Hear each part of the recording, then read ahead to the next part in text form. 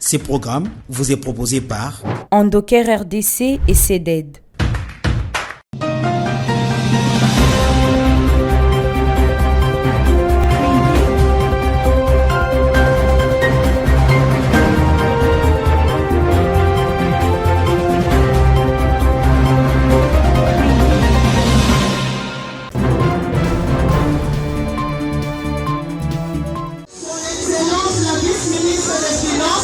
À l'initiative de son Excellence, Madame Onet Gentile Mimpa, vice-ministre des Finances et présidente de l'ONG CEDED, les lycées Tobongisa rêvaient ce 2 septembre 2024 sa plus belle robe après des travaux de réfection qui marquent un nouveau départ pour la rentrée scolaire 2024-2025. À l'occasion de la rentrée scolaire 2024-2025, les lycées Tobongisa ouvrent ses portes avec un visage entièrement rénové, symbolisant un nouveau départ pour les élèves, les enseignants et toute la communauté.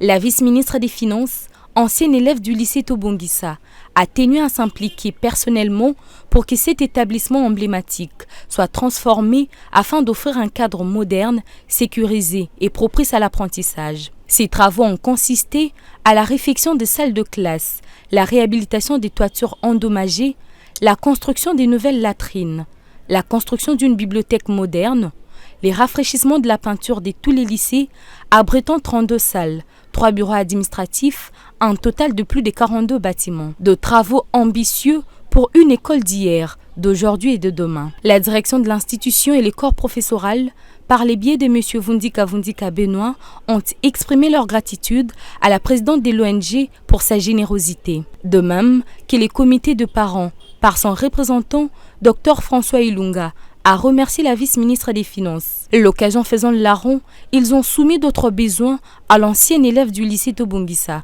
son Excellence, Madame Onet Gentile. Un avenir prometteur pour les élèves du lycée Tobongisa. Les vœux formulés par Madame Onet Gentile. Il faut travailler, il n'y a pas un autre secret pour la réussite. Il faut travailler, il faut se fixer des objectifs et pouvoir les atteindre, se donner les moyens de les atteindre. Pour la présidente de l'ONG CEDED, ces rénovations représentent bien plus que de simples travaux. Elles marquent une volonté immanente de créer un environnement adéquat où chaque élève peut se développer pleinement. Notons que ces travaux de réfection ont été réalisés et pilotés par l'ONG CEDED, qui emploie plus de 150 ouvriers qualifiés avec pour objectif de moderniser substantiellement les infrastructures de l'école, tout en préservant l'âme de celle-ci. La qualité de l'enseignement est une priorité tout au long du projet. Et pour cela, il faut garantir un environnement adapté aux temps modernes. La présidente de l'ONG CEDED, son Excellence Madame Onet Gentile, s'est jointe aux élèves, professeurs et parents pour scander les slogans de l'institution. Lycée Tobongisa, construisons ensemble. Merci.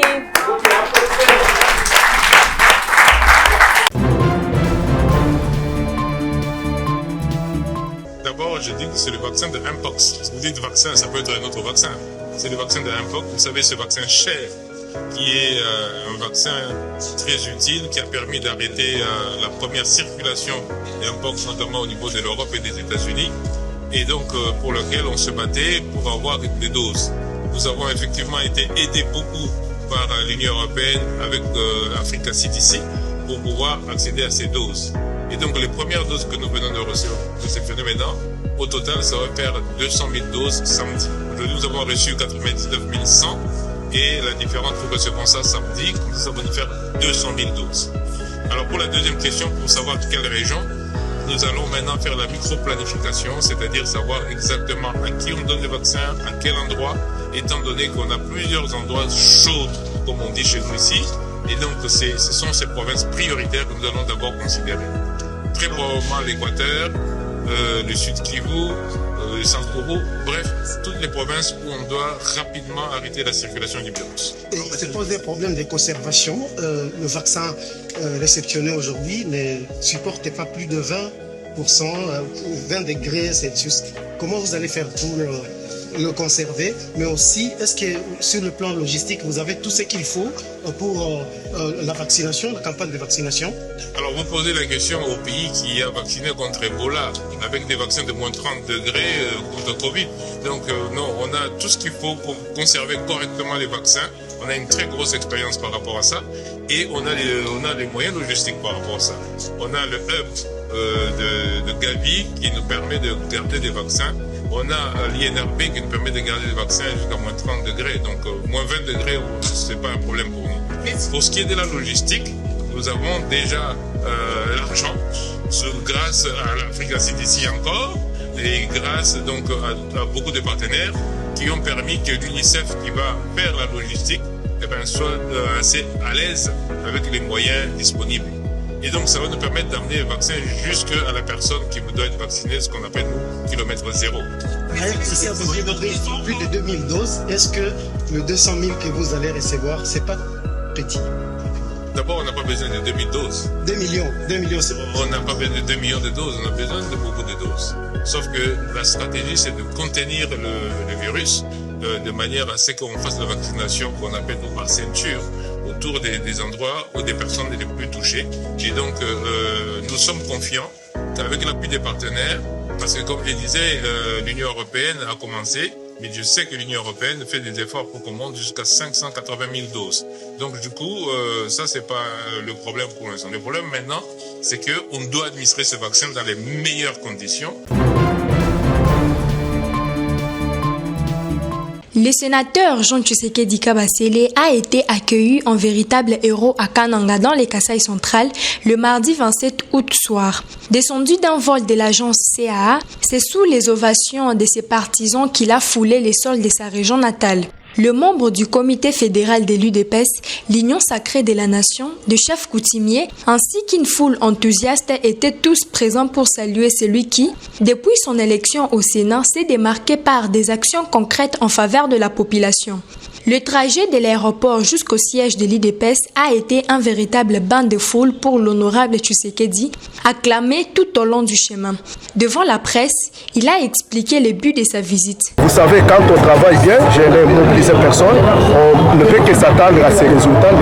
Les gens qui voient que leur élu arrive, qui travaillent bien et qui répond aux besoins de la population, il ne peut que venir manifester les sentiments de tout ce que nous sommes en train de mener comme action ou les œuvres. Aujourd'hui, je suis en train de superviser ça et remettre à qui des droits, c'est-à-dire la population. Parmi ces nombreuses réalisations, le sénateur peut se vanter de la réactivation du bac sur la rivière Louloua grâce à un moteur qu'il a financé et de l'érection de 5 forages pour l'accès à l'eau potable dans différents quartiers de Kananga. Le sénateur Tshisekedi a également souligné l'importance de superviser les activités de sa fondation et de remettre les infrastructures qu'il a fait construire à leurs bénéficiaires, affirmant ainsi son engagement envers la population.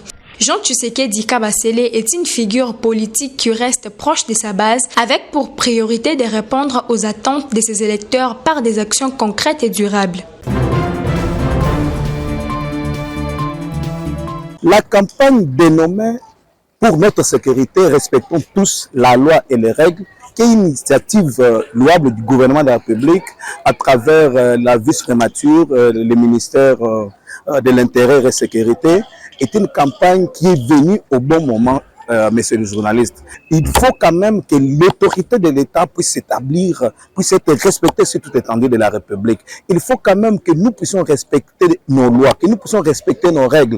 Il faut quand même que nous soyons dans une dynamique de changement, dans une dynamique de patriotisme. Voilà pourquoi nous encourageons cette campagne initiée par le gouvernement public et nous allons accompagner la vice-prémature, le ministère de l'Intérieur et de la Sécurité qui a initié cette campagne. Dans cette campagne, il y a beaucoup de choses. Il y a beaucoup de choses. On va parler que faire pour lutter contre la criminalité. Que faire pour faire respecter nos lois et nos coutumes, nos lois et nos règles. Que faire pour respecter, pour avoir un bon comportement sur nos routes. Désormais, ne peut rouler dans le sens unique que le président de la République, la police en intervention, l'ambulance en urgence ou bien les sapeurs-pompiers qui vont en intervention.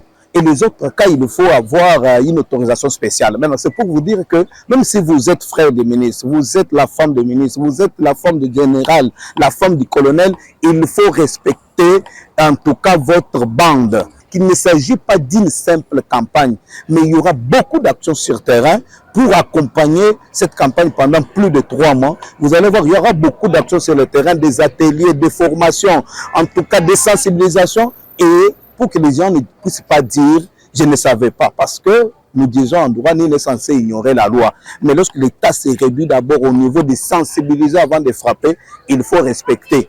Nous soutenons les initiateurs de cette campagne, nous encourageons le gouvernement public de manière générale et en particulier la vice-prémature et le ministère de l'Intérieur et de la Sécurité. Et nous pensons que cette campagne va apporter des résultats pour que nous puissions vivre dans une ville calme, une ville sans embouteillage. C'est possible, même si les embouteillages sont là, mais c'est facile de les réduire.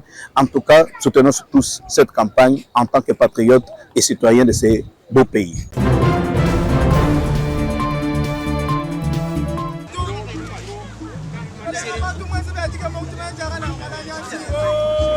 C'est dans une ambiance de fête que les députés nationaux élus de Demba, Thierry Moulumba Mpandangila, a coupé les rubans symboliques donnant accès au pont Chibashi, inauguré le mercredi 28 août dernier à Kananga au Kasaï central. C'est après plus de 2 mois de travaux que ces ponts, long de 13 mètres sur 3,20 de largeur, avec une capacité de plus ou moins 25 tonnes, a été réhabilité sur la rivière Chibashi. Pour la réalisation de cette œuvre, les coûts des travaux ont été évalués à plus de 200 000 $ américains, révèle le directeur provincial de l'Office des routes.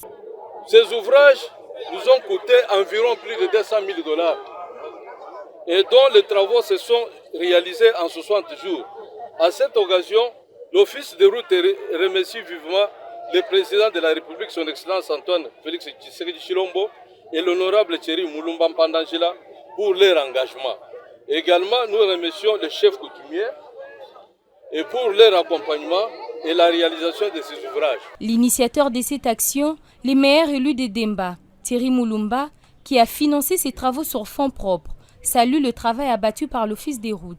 Aujourd'hui, grâce à l'appui technique de l'Office des routes, la culée a pu être construite sous le pont Chibashi, ce qui rend cet ouvrage beaucoup plus durable et beaucoup plus solide. Satisfaction parce que nous avons pu apporter une pierre à l'édifice que construit le président de la République dans ce pays et à sa vision du développement depuis la base. À la population simplement de pouvoir entretenir ce bien public. C'est un bien public, c'est un ouvrage qui va servir à toute la population. C'est un ouvrage qui permet la circulation des biens et des personnes, donc l'approvisionnement de la ville pour que les gens ne soient pas dans la faim et les gens peuvent faire leur petit commerce.